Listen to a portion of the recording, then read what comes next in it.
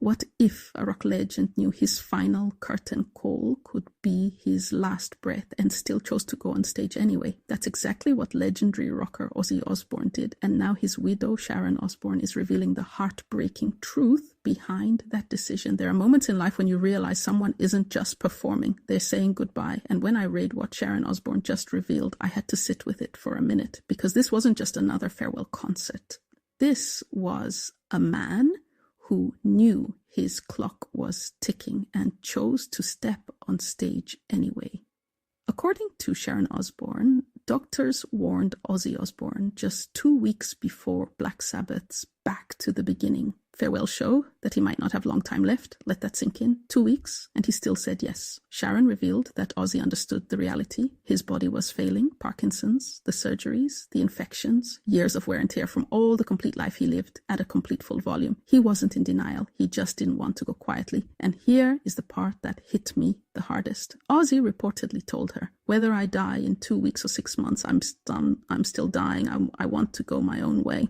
That sentence doesn't sound like a rock star talking. That sounds like a man who made peace with the inevitable. On July the 5th, 2025, in his hometown of Birmingham, Ozzy returned to the stage for one final time with Black Sabbath. He performed seated. His body wouldn't allow anything more, but his voice, still Ozzy. The crowd didn't just see a performance that night. They witnessed a perfect goodbye disguised as a concert, and I can't stop thinking about what that must have felt like for him, hearing thousands of fans sing back the songs that built his life, knowing it might be the last time. Sharon said he needed that show, not for money, not for headlines, but for closure and dignity for the fans, and maybe, just maybe, for himself.